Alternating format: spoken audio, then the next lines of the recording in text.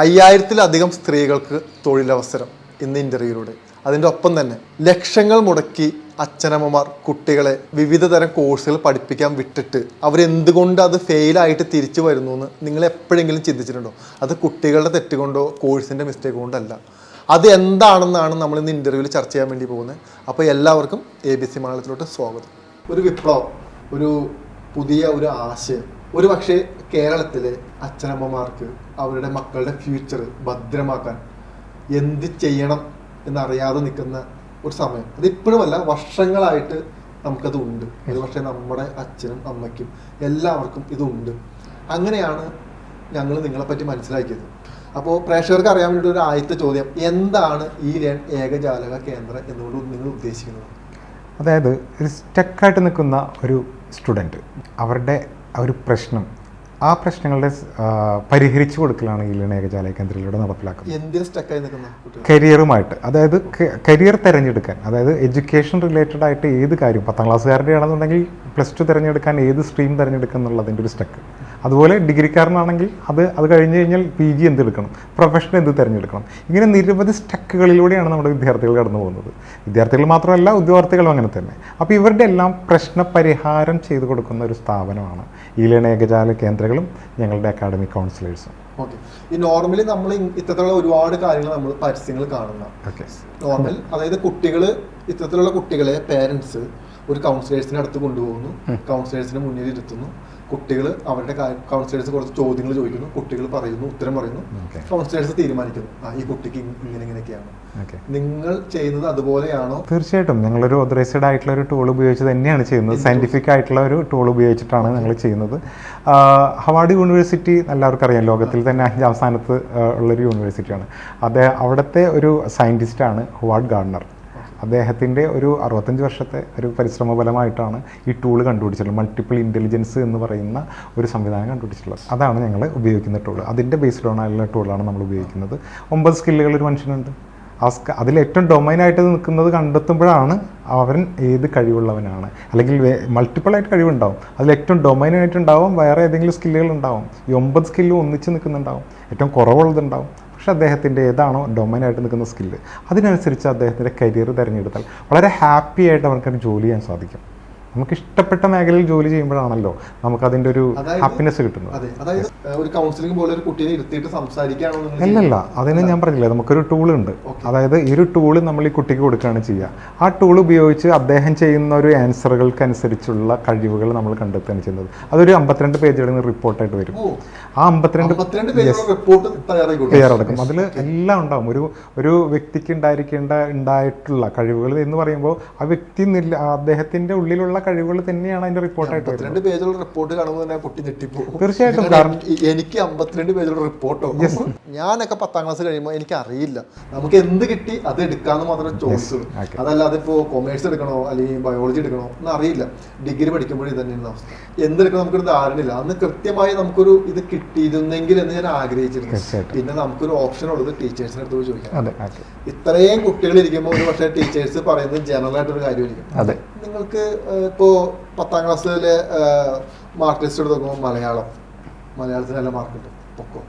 ഇംഗ്ലീഷിൽ മാർക്ക് കിട്ടും, പൊക്കോ. ശരിയല്ലേ? അല്ലെങ്കിൽ മാത്സ്, കൊമേഴ്സ് എടുത്തോ, അല്ലെങ്കിൽ ബയോളജിയുടെ മാർക്ക് ഉണ്ട്, +2 ബയോളജി എടുത്തോ. ഇതായിരിക്കും പറയുന്നത്. 90% ഇപ്പോഴും നടന്നുകൊണ്ടിരിക്കുന്നത്. നിങ്ങൾ പറയുന്നത് ഇങ്ങനെ പറയുന്നത് തെറ്റാണെന്നാണ് നിങ്ങൾ പറയുന്നത്? അങ്ങനെ പറയുന്നത് തെറ്റാണെന്നുള്ളതല്ല. കാരണം ടീച്ചേഴ്സിന് അതല്ലാതെ വേറെ ഓപ്ഷൻ ഇല്ല. ശരിയാണ്. കാരണം വെച്ചാൽ ഒരു വലിയൊരു 45 കുട്ടികളെ കൃത്യമായിട്ട് ഒരു അസസ് ചെയ്യാനുള്ള ഒരു സംവിധാനമൊന്നും സ്കൂളിലില്ല. പിന്നെ ടീച്ചേഴ്സിന് എങ്ങനെയാണ് അത് ഫൈൻഡ് ചെയ്യാൻ പറ്റുക? അങ്ങനെ ഒരു സംവിധാനം നമ്മുടെ വിദ്യാഭ്യാസ സ്ഥാപനങ്ങളിലൊന്നുമില്ല. ടീച്ചേഴ്സിന് അതിനുള്ള ആവശ്യകതയില്ല. കാരണം അവർക്ക് പഠിക്കാൻ തന്നെ സിലബസ് എടുത്താൽ പൊന്താത്തത്ര സിലബസ് അവിടെ പഠിക്കാനിരിക്കുമ്പോൾ ഈ കുട്ടികളെ ഈ ഒരു കാര്യത്തിലേക്ക് അവർക്ക് ചെയ്യാൻ സാധിക്കില്ല. പിന്നെ അഥവാ ഏതെങ്കിലും ഒരു കുട്ടി വന്നായിരിക്കും ചോദിക്കുന്നുണ്ടാവും. എല്ലാ കുട്ടികളും ചോദിക്കുന്നില്ല. ചോദിക്കുന്നത് ഇപ്പോഴത്തെ ജനറേഷൻ, ഇപ്പോഴത്തെ കുട്ടികളുടെ എല്ലാ പാരൻസും ചിലപ്പോൾ അടുത്തത് ഏതെടുക്കണമെന്ന് ചോദിക്കുന്ന ഒരു ടീച്ചേഴ്സിൻ്റെ അടുത്ത്. ബാക്കിയെല്ലാം അങ്കിൾ, അല്ലെങ്കിൽ എൻ്റെ അമ്മാവൻ്റെ മകനോ അല്ലെങ്കിൽ തൊട്ടടുത്തുള്ള കഥാപാത്രം, അത്രേ ഉള്ളൂ. അങ്ങനെ അവർക്ക് അറിയാവുന്ന ഒരു 10 കാറ്റഗറി അറിയുള്ളൂ. നമ്മൾ 10ാം ക്ലാസ്സുകാർക്കും അവരുടെ പാരൻസിനും 10 കാറ്റഗറി അറിയുള്ളൂ. ശരിയാണ്. എന്തുകൊണ്ടെന്ന് പറയുമ്പോൾ നമ്മൾ 10ാം ക്ലാസ്സിലെ ടീച്ചേഴ്സ് നമ്മുടെ അടുത്ത് ചോദിക്കുമല്ലോ നിങ്ങൾക്ക് ആരാണ്. അപ്പൊ കുറെ എഞ്ചിനീയേഴ്സ് ഉണ്ടാവും, കുറെ വക്കീലന്മാര് കൈവെക്കും, കുറെ ഡോക്ടേഴ്സ് കൈവെക്കും, കുറെ പൈലറ്റുമാര് കൈവെക്കും. കഴിഞ്ഞു. എന്തായാലും എന്റെ കൂടെ ഉള്ളവരാരും ഈ മേഖലയിലോട്ടൊന്നും പോയില്ല. അത് തന്നെയാണ് സംഭവം. അപ്പൊ അത് കൃത്യമായിട്ട് മനസ്സിലാക്കണമെങ്കിൽ ഞാൻ എന്താണെന്ന് മനസ്സിലാക്കണം. ഞാൻ എന്താണെന്ന് മനസ്സിലാക്കണമെങ്കിൽ ഈ ഒരു അസസ്മെന്റ് ചെയ്യണം. ഈ അസസ്മെന്റ് ചെയ്ത് കഴിഞ്ഞാൽ എനിക്ക് എന്തൊക്കെ ആവാൻ സാധിക്കും എന്നുള്ളത് കൃത്യമായിട്ട് പറയണം അതിൽ. ഒരു കുട്ടി നിങ്ങളുടെ അടുത്ത് വന്ന് ഇത്തരത്തിലുള്ള അസസ്മെന്റ് ചെയ്താൽ എത്ര ശതമാനം നിങ്ങൾ ഗ്യാരണ്ടി പറയും? ഞങ്ങൾ പറയുന്നത് 100% ആണ്. യെസ്, 100%. കാരണം ഞങ്ങൾ തീർച്ചയായിട്ടും ഞങ്ങൾക്കതിന് ഉദാഹരണങ്ങളുണ്ട്. ഞങ്ങളത് കാണിച്ചു കൊടുക്കാനായിട്ട് ആര് വന്നു കഴിഞ്ഞാലും ഞങ്ങൾ കൃത്യമായിട്ട് ഞങ്ങളിൽ അതിനുള്ള തെളിവുകളും കാര്യങ്ങളും ഉണ്ട്. എങ്ങനെയാണ് ചെയ്യാന്നുള്ളത് നമുക്കറിയാം. എന്റെ സംശയം ചോദിക്കട്ടെ, അതായത് ശരിക്കും പാരന്റ്സിന് സ്വന്തം കുട്ടികളുടെ സ്കില്ലിനെ പറ്റി ധാരണയില്ല. 90% പാരന്റ്സിന് ഇതറിയില്ല, വിദ്യാർത്ഥികൾക്ക് ഇതറിയില്ല എന്നുള്ളതാണ് സത്യം. അപ്പോൾ നമ്മൾ ഈ ഒരു ടൂള് പരിചയപ്പെടുത്തുന്നു, ഇങ്ങനെ ഒരു കാര്യങ്ങളെല്ലാം പരിചയപ്പെടുത്തുമ്പോൾ അവർ വന്നു കഴിഞ്ഞാൽ കൃത്യമായിട്ട് നമുക്കത് കൃത്യമായിട്ട് അവരെ മനസ്സിലാക്കി കൊടുക്കാൻ സാധിക്കും. പാരന്റ്സ് അവരുടേതായ കുട്ടികളെ വളർത്തുക, സമ്പാദിക്കുക, അവർക്ക് ഇഷ്ടപ്പെട്ട കോഴ്സ് തയ്യാറാക്കി കൊടുക്കുക.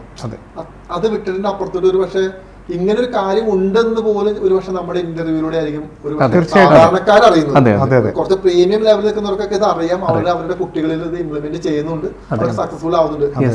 ശരിയല്ലേ? സാധാരണക്കാരുടെ കുട്ടികളിലോട്ട് ആയിരിക്കും ഇത് എത്തിപ്പെടാത്തത്. അല്ലെങ്കിൽ ഇതൊരു വലിയൊരു എമൗണ്ട് വരുമെന്ന് ധരിച്ചിട്ടായിരിക്കും അവർ ഇങ്ങനെ ഒരു കൗൺസിലിംഗ് കൊണ്ടുപോകാതിരിക്കുന്നത്. 8ാം ക്ലാസ് മുതൽ PG വരെയുള്ള കുട്ടികളിലാണ് സർവേ നടത്തിയത്.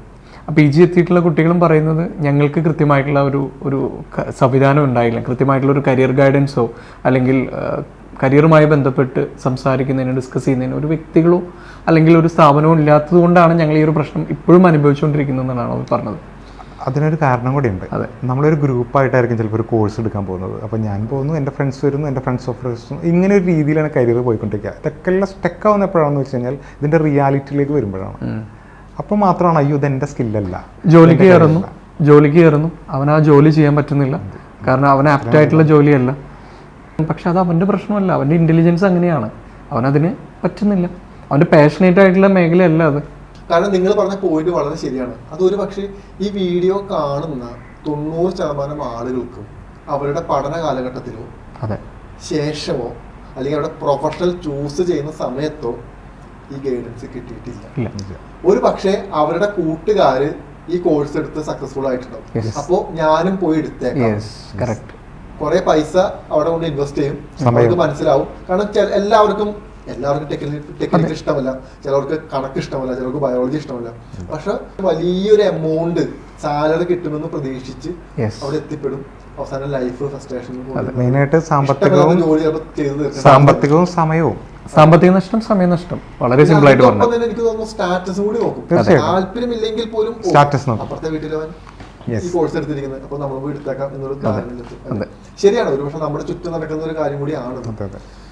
ഏകജാലക കേന്ദ്രയുടെ ഒരു കോർ സർവീസ് എന്താണ് ചെയ്യുന്നത്?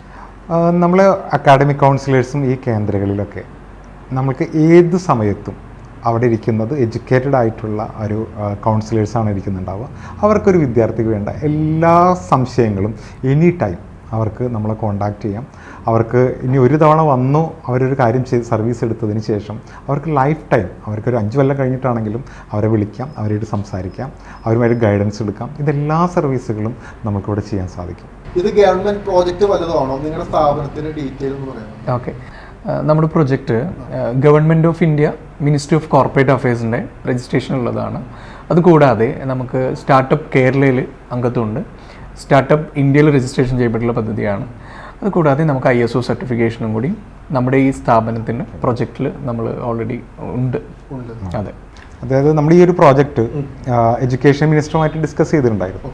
ഓക്കെ, അപ്പോൾ നമുക്ക് ഏകദേശം ഒരുപാട് പേർക്ക് തൊഴിൽ കിട്ടുന്ന ഒരു മേഖല കൂടിയാണല്ലോ ഇത്. അപ്പോൾ നിങ്ങളൊരു അതിൻ്റെ ഡിസ്കഷനൊക്കെ ഉണ്ടായിരുന്നു. അതോടൊപ്പം തന്നെ നമുക്ക് കേരളത്തിൽ 20 ലക്ഷം സ്ത്രീകളാണ്, എഡ്യൂക്കേറ്റഡ് ആയിട്ടുള്ള സ്ത്രീകളാണ് ചുമ്മാ അവരുടെ കരിയർ എല്ലാം വേണ്ട എന്ന് വെച്ച് ഇരിക്കുന്നത്. അതിൻ്റെ കാരണം പാരൻസിനെ നോക്കണം, കുട്ടികളെ നോക്കണം, ദൂരയാത്രയ്ക്ക് പറ്റില്ല എന്നുള്ളത് കൊണ്ട് തന്നെ ഗവൺമെൻറ് ജീവനക്കാർ വരെ ജോലി ഉപേക്ഷിച്ചിരിക്കുന്ന ഒരു സെനാരിയോ കടന്നു പോകുന്നുണ്ട്. അപ്പോൾ ഇവർക്കെല്ലാം വീട്ടിൽ തന്നെ ഈ ഒരു പ്രോജക്റ്റുമായി ബന്ധപ്പെട്ട് ഒരു സംരംഭം സ്റ്റാർട്ട് ചെയ്യാൻ സാധിക്കും. അതുകൊണ്ട് തന്നെയാണ് ഞങ്ങൾ ഈ ബിന്ദു മാഡത്തിൻ്റെ അടുത്ത് ഞങ്ങൾ ഈ പ്രോജക്റ്റ് സബ്മിറ്റ് ചെയ്തിട്ടുള്ളത്. കൗൺസിലർ ആവണമെന്ന ആഗ്രഹത്തോടെ ഒരു ലേഡി നിങ്ങളുടെ അടുത്ത് വന്നാൽ നിങ്ങൾ ആ ലേഡിക്ക് എന്തൊക്കെയാണ് ചെയ്തു കൊടുക്കുന്നത്? ഓക്കെ, നമ്മൾ ആദ്യം ചെയ്യുന്നത് അവരെ ട്രെയിൻഡ് ആക്കുക എന്നുള്ളതാണ്. ഒരു കൗൺസിലർ ആവണമെന്നുണ്ടെങ്കിൽ അവർക്ക് എന്ത് ചെയ്യണം, കുട്ടികളെ ഗൈഡൻസ് കൊടുക്കാനും കുട്ടികളെ കരിയർ കൃത്യമായി പറഞ്ഞു കൊടുക്കുന്നതിനും ഇതിനൊരു ട്രെയിനിങ് ഉണ്ട്. അപ്പോൾ നമ്മൾ ഇൻ്റർനാഷണലി അവരെ ട്രെയിൻഡ് ആക്കുന്ന രീതിയിലേക്കാണ് നമ്മുടെ ട്രെയിനിങ് മൊഡ്യൂൾസ് വരുന്നത്. അപ്പോൾ ട്രെയിനിങ് മാത്രമല്ല, സർട്ടിഫിക്കേഷൻ നമ്മൾ കൊടുക്കുന്നുണ്ട്. ഇത് കൂടാതെ അവർക്ക് ഓതറൈസ്ഡ് ആയിട്ടുള്ള ID കാർഡ്, ഇത് കൂടാതെ അവരുടെ വീടിൻ്റെ അവിടെ തന്നെ ബോർഡ് വെച്ചുകൊണ്ട് അവർക്ക് അവരുടെ സംരംഭം സ്റ്റാർട്ട് ചെയ്യാം. നിയമപരമായിട്ട് വരാം. ഓക്കെ, അപ്പോൾ അതുകൊണ്ട് അവർക്ക് സമൂഹത്തിലുണ്ടാവുന്ന വാല്യൂ ക്രിയേഷൻ എന്ന് പറയുന്നത് ചെറുതല്ല. ഒരു ഡോക്ടർ ബോർഡ് വെക്കുന്ന പോലെ അല്ലെങ്കിൽ ഒരു അഡ്വക്കേറ്റ്സ് ബോർഡ് വെക്കുന്ന പോലെ തന്നെ ഇവർക്ക് എഡ്യൂക്കേഷൻ കൗൺസിലർ എന്നുള്ള ബോർഡ് വെച്ചുകൊണ്ട് അവിടെ വീട്ടിൽ തന്നെ ഇരുന്ന് വർക്ക് ചെയ്യാം. അല്ലെങ്കിൽ ഈ സംരംഭം സെൻ്ററായിട്ട് സ്റ്റാർട്ട് ചെയ്യുന്നവരാണെങ്കിൽ ഫിസിക്കൽ സെൻ്ററായിട്ട് വേണമെങ്കിൽ ഏകജാല കേന്ദ്രം സ്റ്റാർട്ട് ചെയ്തിട്ട് അവർക്ക് വർക്ക് ചെയ്യാം. ഇപ്പം ഞങ്ങൾക്ക് ഏകദേശം 15 സ്ഥാപനങ്ങളാണ് നമ്മുടെ ഓൾ കേരളയിൽ ഇപ്പം നിലവിലുള്ളത്. ഇപ്പോൾ നമുക്ക് ഒരു 15ഓളം അക്കാഡമിക് കൗൺസിലേഴ്സും ലേൺ ഏകജാല കേന്ദ്രങ്ങളും നമുക്ക് ഇവിടെ കേരളത്തിൽ ആയിട്ടുണ്ട്. നമ്മൾ ആപ്ലിക്കേഷൻസ് സ്വീകരിച്ചുകൊണ്ടിരിക്കുകയാണ്. ഏകദേശം നമ്മൾ ഉദ്ദേശിക്കുന്നത് 5000 പേരിലേക്കാണ്. അപ്പോൾ അതിൻ്റെ ആപ്ലിക്കേഷൻസ് വരുന്നുണ്ട്, അതിൻ്റെ ഇൻ്റർവ്യൂ നടന്നുകൊണ്ടിരിക്കുന്നുണ്ട്, അതിൻ്റെ ട്രെയിനിങ് നടന്നുകൊണ്ടിരിക്കുന്നുണ്ട്. ഇതെല്ലാം തന്നെ ഗ്രാജുവലി ഇപ്പോൾ നമുക്ക് ഒരു പെട്ടെന്ന് തന്നെ വരുന്നത് എല്ലാം കാര്യം കൃത്യമായിട്ട് ഇതിൻ്റെ ഗൈഡൻസും കാര്യങ്ങളെല്ലാം കൊടുത്തുകൊണ്ടിരിക്കുന്നത് പെട്ടെന്ന് തന്നെ പോയിക്കൊണ്ടിരിക്കുന്ന കാര്യമാണത്. 2 രീതിയിലും ചെയ്യാം. ഇപ്പോൾ ഞങ്ങളുടെ ഇതിലേക്ക് വന്നിട്ടുള്ള ആളുകൾ എന്ന് പറഞ്ഞാൽ ടീച്ചേഴ്സ് വന്നിട്ടുണ്ട്, അതേപോലെ തന്നെ വേറെ ജോബിന് പോകുന്ന ആളുകൾ ചെയ്യുന്നുണ്ട്, ഇതിന് ഫുൾ ടൈം സ്പെൻഡ് ചെയ്യുന്ന ആളുകളുണ്ട്, വീട്ടിൽ തന്നെ ഇരുന്ന് ചെയ്യുന്ന ആളുകളുണ്ട്, പാർട്ട് ടൈം സ്പെൻഡ് ചെയ്യുന്ന ആളുകളുണ്ട്. സൈക്കോളജി പഠിച്ച വിദ്യാർത്ഥികൾ ഇതിലേക്ക് ഒരുപാട് ഇൻട്രസ്റ്റോട് കൂടി വരുന്നുണ്ട്. സൈക്കോളജി സ്റ്റുഡൻസ് സൈക്കോളജി പഠിച്ച സ്റ്റുഡൻസ് ആണ് കൂടുതലും നമ്മളുടെ അടുത്ത് ഇതുവരെയുള്ള ആപ്ലിക്കേഷൻസിൽ വന്നതിൽ ഏറ്റവും കൂടുതൽ അത് ടീച്ചേഴ്സും ഈ സൈക്കോളജി സ്റ്റുഡൻസും ആണ്. 2 രീതിയിലാണ് നമ്മുടെ പ്രൊജക്റ്റ് വരുന്നത്. ഒന്ന് എഡ്യൂക്കേഷൻ അക്കാഡമിക് കൗൺസിലറായിട്ടും സംരംഭം മറ്റു ഹോം എന്നുള്ള രീതിയിലും ഏകജാല കേന്ദ്രമായിട്ടും സ്റ്റാർട്ട് ചെയ്യാം. അത് ഫിസിക്കൽ സെൻ്ററാണ്.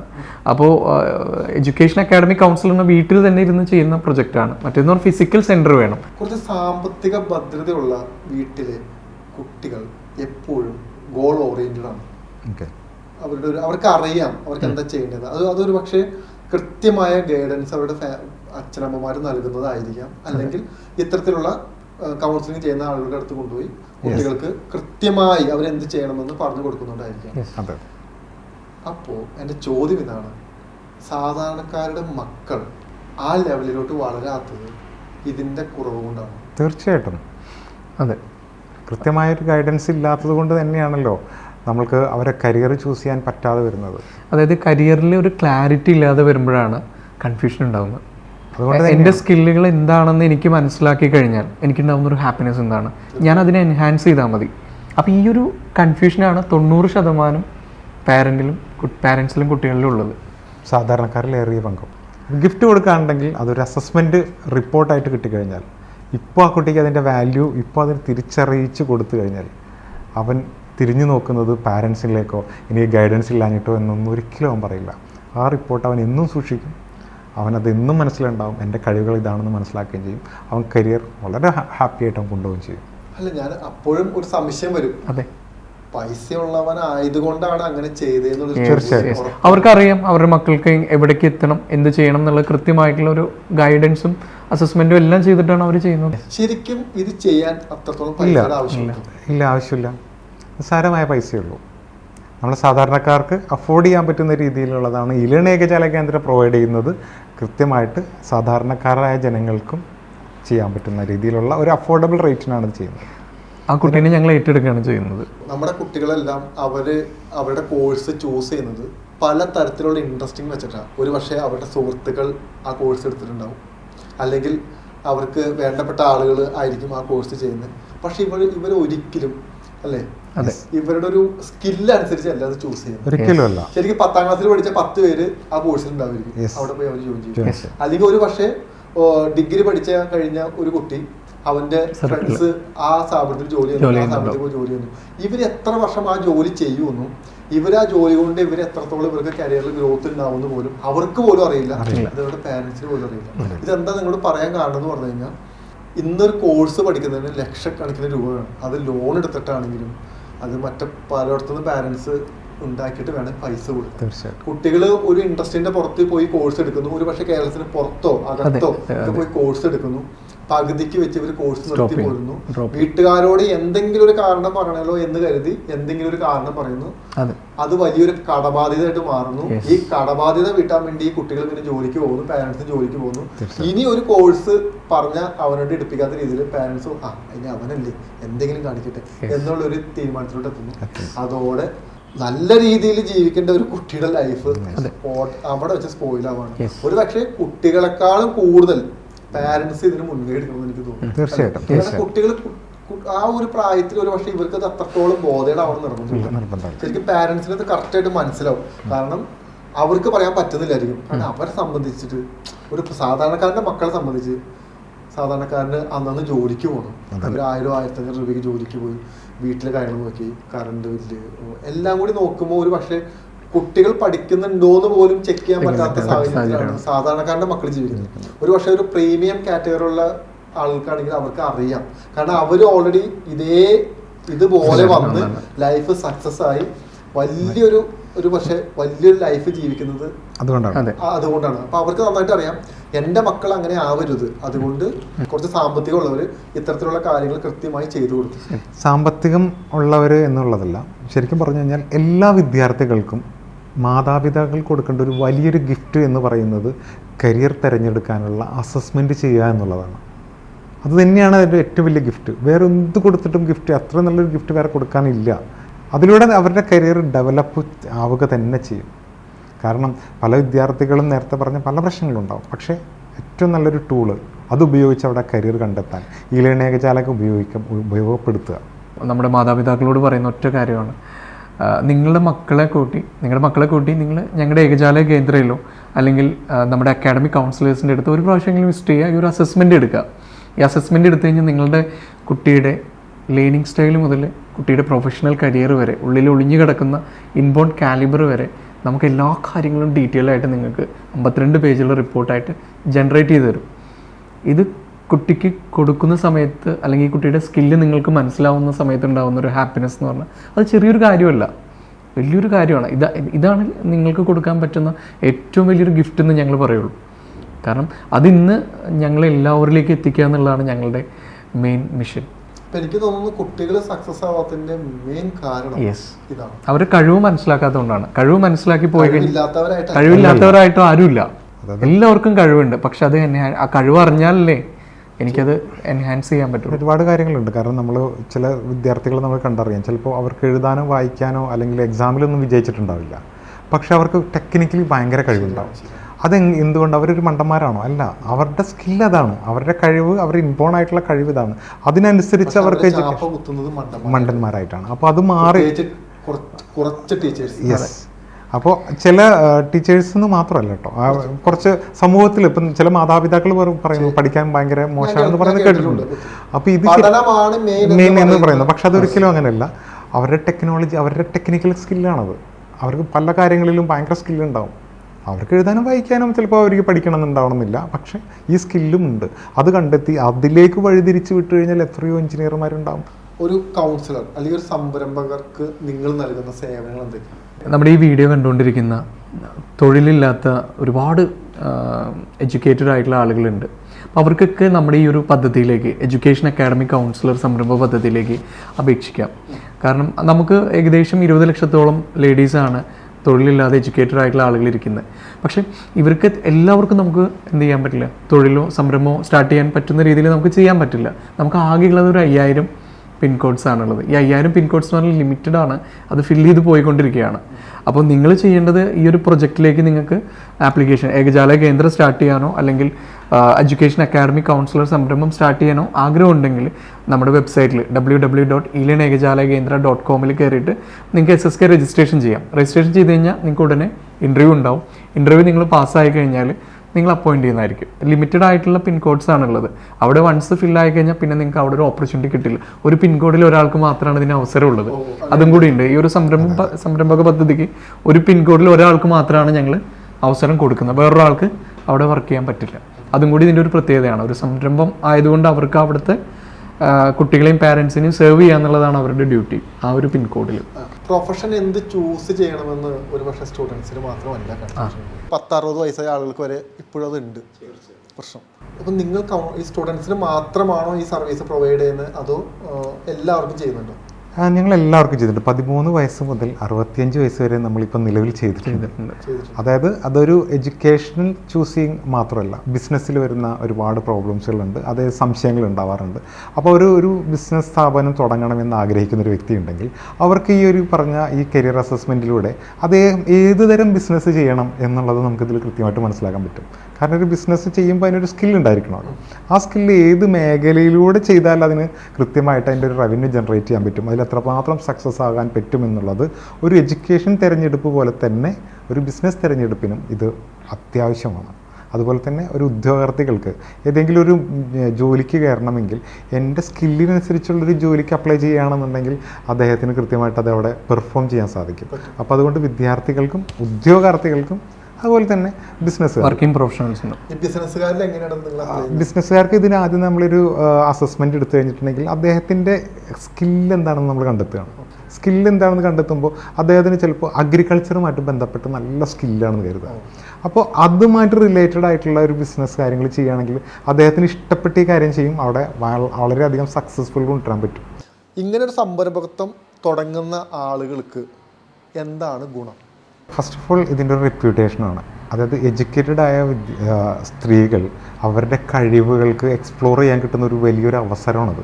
ഞാൻ ഇത്ര എഡ്യൂക്കേറ്റഡ്, അതാണ് മെയിൻ. കാരണം അവർ വീട്ടിൽ ഇത്രയും പഠിച്ചിട്ടും അവരുടെ സ്കില്ല് അവരുടെ നാട്ടിലേക്കോ അല്ലെങ്കിൽ മറ്റുള്ളവർക്കോ ഉപകരിക്കാൻ പറ്റുന്ന രീതിയിലേക്കൊരു സംരംഭകം അവർ തുടങ്ങുക, അതൊരു റെപ്യൂട്ടഡ് ആയിട്ട് കിട്ടും. അത് രണ്ടാമത്തെ കാര്യം, ഏതൊരു സംരംഭം എന്താണ് ഉദ്ദേശിക്കുന്നത്, ഏതൊരു ജോബ് ഉദ്ദേശിക്കുന്നത് ഇൻകമാണ്. ആ ഇൻകം അൾട്ടിമേറ്റ് ആയിട്ട് അൺലിമിറ്റഡ് ആയിട്ട് കിട്ടുക എന്ന് പറയുന്നത് ഈ സംരംഭത്തിൻ്റെ പ്രത്യേകതയാണ്. റെപ്യൂട്ടേഷൻ ഉണ്ട്, അതുപോലെ തന്നെ ഇതിൻ്റെ ഒരു ബെനിഫിറ്റും കിട്ടുന്നുണ്ട് മുഴുവനും അവർക്ക്. അതായത് ഒരു ടീച്ചറായി കഴിഞ്ഞാൽ റിട്ടയർമെൻറ്റ് ഉണ്ട്, വേറെ ഏതെങ്കിലും ജോലിക്ക് പോയി കഴിഞ്ഞാൽ റിട്ടയർമെൻറ്റ് ഉണ്ടാവും. ഇതങ്ങനെയില്ല. ഇവർക്ക് സംസാരിക്കാനുള്ള കഴിവും അതുപോലെ തന്നെ ഒരാളെ കൗൺസിലിംഗ് ചെയ്യാനുള്ള ഒരു കഴിവും ഓർമ്മശക്തി എത്ര കാലം നിൽക്കുന്നോ അത്രയും കാലം ഇവർക്ക് എന്ത് ചെയ്യാം, ഈ ഒരു കൗൺസിലിംഗ് ചെയ്യാം. പിന്നെ അത് മാത്രമല്ലാതെ ലേറ്റസ്റ്റ് അപ്ഡേറ്റഡ് ആയിട്ടുള്ള ഒരു ടെക്നോളജിയെക്കുറിച്ചും വിവര സാങ്കേതികതയെക്കുറിച്ചും നമ്മൾ ട്രെയിനിങ് കൊടുക്കുകയാണ്. അതായത് ഇപ്പോൾ വീട്ടിലിരിക്കുന്നവർക്ക് എവിടെ നിന്നാണ് ഈ വിവര സാങ്കേതിക വരിക? നമ്മളുടെ ഇതുമായിട്ട് യോജിച്ച് പോയി കഴിഞ്ഞാൽ അപ്ഡേറ്റഡ് ആയിട്ടുള്ള വിവരങ്ങളാണ് ഇവർക്ക് ഞങ്ങൾ ഇൻഫോർമേഷൻ കൊടുക്കുക. അതിലൂടെ കിട്ടുന്ന ഒരു അറിവ് അത് ചെറിയൊരു കാര്യമല്ലല്ലോ. അപ്പോൾ ഇതാണ് മെയിൻ ബെനിഫിറ്റ്. പിന്നെ ഇവരെ സ്കില്ലിനെ ഇവർക്ക് എക്സ്പ്ലോർ ചെയ്യാൻ പറ്റുന്നത്. അവരുടെ നാട്ടിൽ എന്തൊരു പ്രോഗ്രാം വരികയാണെന്നുണ്ടെങ്കിലും അക്കാഡമിക് കൗൺസിലർ പങ്കെടുക്കുന്ന ഒരു പ്രോഗ്രാം അവിടെ ഉണ്ടാവുള്ളൂ. കാരണം എന്താണ്, എഡ്യൂക്കേഷൻ റിലേറ്റഡ് ആയിട്ട് കൗൺസിലിംഗ് കൊടുക്കുന്ന ഒരു വ്യക്തിയാണ്. ആ സ്ഥാനം ബോർഡ് വെച്ചിട്ട് തീർച്ചയായിട്ടും. കാരണം എന്ത് പ്രോഗ്രാം സമൂഹത്തിൽ ഒരു വാല്യൂ ക്രിയേഷൻ എന്ന് പറയുന്നത് ചെറുതല്ല, അതിൽ അത്രയും വാല്യൂ ക്രിയേഷൻ, അതാണ് ഇതിന്റെ ഒരു കീ പോയിന്റ്. കാരണം ശരിയാണ്, കാരണം ഡിഗ്രി മാത്രമല്ല, ഡിഗ്രിയും കഴിഞ്ഞ് ഇപ്പോൾ പോസ്റ്റ് ഗ്രാജുവേഷൻ കഴിഞ്ഞ് MBA കഴിഞ്ഞ് അന്ന് വേണ്ട അത്യാവശ്യം ലക്ഷങ്ങൾ മുടക്കി കോഴ്സുകൾ പഠിച്ച സ്ത്രീകൾ വീടിന്റെ അകത്ത് വേർതിരിക്കുക, പുരുഷന്മാരാണെങ്കിലും വീടിന്റെ അകത്ത് വേർതിരിക്കുക. കാരണം അവരെ സംബന്ധിച്ച് അവർക്ക് എന്ത് ചെയ്യണമെന്നല്ല, ഈ ഡിപ്രഷൻ അടിച്ചാണ് ഈ സ്ത്രീകൾ മുഴുവൻ ഇരിക്കുന്നത്. കാരണം ഒരു കുട്ടി ഉണ്ടായി, ഇതൊന്നും ചെയ്യാൻ പറ്റുന്നില്ല. കാരണം സ്വന്തമായി 1 രൂപ വരുമാനം അത് ചെലവാക്കുക എന്ന് പറയുന്നത് ഏതൊരാളെ സംബന്ധിച്ച് വളരെ അഭിമാനം ഉണ്ടാക്കുന്ന ഒരു കാര്യമാണ്. നമുക്കാണെങ്കിലും അങ്ങനെയാണ്. പക്ഷെ ഇത് മറ്റൊരാളെ ഡിപ്പെൻഡ് ചെയ്യാതെ ഇങ്ങനെ ഒരു ജോലി ചെയ്യുക എന്ന് പറയുന്നത്, പിന്നെ ഈ ഒരു ജോബ് ചെയ്ത് കിട്ടുന്ന ഒരു സാറ്റിസ്ഫാക്ഷൻ എന്ന് പറയുന്നത് ചെറുതല്ല. കാരണം ഒരു കുട്ടിയുടെ കഴിവ് കണ്ടെത്തി ആ കഴിവിനനുസരിച്ച് അവരുടെ ലൈഫിന്റെ സക്സസ് വരെ നമ്മൾ സപ്പോർട്ട് ചെയ്യുന്ന ഒരു ജോബ് എന്ന് പറയുന്നത് ചെറിയൊരു കൊടുക്കാം എന്ന് പറയുന്നത് ഇന്ന് സമൂഹത്തിൽ ഇങ്ങനെ ചെയ്യുന്ന ആളുകളില്ലല്ലോ. ഓക്കെ, നിങ്ങൾ രണ്ടുപേരും എന്തുകൊണ്ട് ഇങ്ങനെ ഒരു പദ്ധതിയുമായിട്ട് മുന്നോട്ട് വന്നു? ഞങ്ങളുടെ ലൈഫിൽ ഞങ്ങൾക്ക് ഒരു സ്റ്റക്ക് ഉണ്ടായിരുന്നു. അതായത് 10ാം ക്ലാസ് കഴിയുന്ന സമയത്ത് ഞാൻ എൻ്റെ നാട്ടിൽ എൻ്റെ കമ്മ്യൂണിറ്റിയിൽ ഒറ്റൊരാൾ പാസ്സായിട്ടുള്ളൂ. എൻ്റെ 10th പഠിക്കുന്ന സമയത്ത് എനിക്കാരും ഗൈഡൻസ് ഇല്ല. What is next? ഞാനത് ആരെടുത്ത് ചോദിക്കും? എനിക്കൊരുപാട് കൺഫ്യൂഷൻ ഉണ്ടായിരുന്നു. ആ കൺഫ്യൂഷൻ മാറ്റി തന്നത് എൻ്റെ വീടിൻ്റെ അടുത്തുള്ള എൻ്റെ ഒരു ചേട്ടനാണ്. അദ്ദേഹം മാത്രമേ എനിക്കറിയാവുന്നൊരു ചേട്ടൻ കോളേജിൽ പോയിട്ടുള്ളൂ. അദ്ദേഹത്തിനോട് ചോദിക്കുന്നു. പക്ഷെ അവിടെ കൃത്യമായ ഗൈഡൻസ് അല്ല. അതിനുശേഷം ഇന്ന് ഞാൻ ഈ ഇരിക്കുന്ന സമയത്ത് ഈ എഡ്യൂക്കേഷൻ റിലേറ്റഡ് ആയിട്ടൊരു കാര്യങ്ങൾ ചെയ്യുന്ന സമയത്ത് ഞാൻ പഠിച്ചു വന്നത് വേറെ, അതിനുശേഷം അതായത് ഞാൻ എൻ്റെ കരിയറിൻ്റെ കാര്യമാണ് പറയുന്നത്, അക്കാഡമിക്കലിയാണ്. അതിനുശേഷം ഇതുമായിട്ട് ബന്ധപ്പെട്ട് ഞാൻ ഇപ്പോഴും പഠിച്ചുകൊണ്ടിരിക്കുന്നു. പക്ഷെ അത് തിരഞ്ഞെടുക്കാനൊക്കെയുള്ള ഒരു സംവിധാനം എനിക്ക് കിട്ടിയത് അക്കാഡമിക് കൗൺസിലേഴ്സിൻ്റെ കൂടെ ഇങ്ങനൊരു സംഭവം ചെയ്യാനായിട്ട് ഞാനൊരു അസസ്മെൻറ്റ് ചെയ്തതിന് ശേഷമാണ്. എൻ്റെ അസസ്മെൻറ്റ് എടുത്തപ്പോഴാണ് എനിക്ക് മനസ്സിലായത് ഞങ്ങൾക്ക് ഇങ്ങനെ ഒരു സ്കില്ലുണ്ടെന്ന്. സെയിം അതുപോലെ തന്നെയാണ് ഗിരീഷും അതേ കൗൺസിലിംഗ് എടുത്തപ്പോഴാണ്, മീൻസ് അസസ്മെൻ്റ് എടുത്തപ്പോഴാണ് ഞങ്ങൾക്ക് ഇത്രമാത്രം സ്കില്ലുണ്ടെന്നും ഞങ്ങളുടെ മേഖല വേറെയാണെന്ന് ഞങ്ങൾക്ക് തിരിച്ചറിയാവുന്നത്. ആ ഒരു തിരിച്ചറിവ് ഞങ്ങൾ ഈ ജനങ്ങളെ മൊത്തം അറിയിക്കുക എന്നുള്ളതാണ്. ഇനി ഒരു തലമുറയ്ക്കും ഇങ്ങനൊരു സ്റ്റക്ക് ഉണ്ടാവരുത്. അവർക്ക് കൃത്യമായി ഓതറൈസ്ഡ് ആയിട്ടുള്ള ഈ ലേണേജാലയ കേന്ദ്രയിലൂടെ അവരെ കരിയർ തിരഞ്ഞെടുക്കാനുള്ള എല്ലാ സംവിധാനങ്ങളും ഇവിടെ ഉണ്ടായിരിക്കും. അതുകൊണ്ടാണ് ഈ സംരംഭങ്ങൾ ഞങ്ങൾ തുടങ്ങുന്നത്. എന്തായാലും നല്ലൊരു കാര്യമാണ്.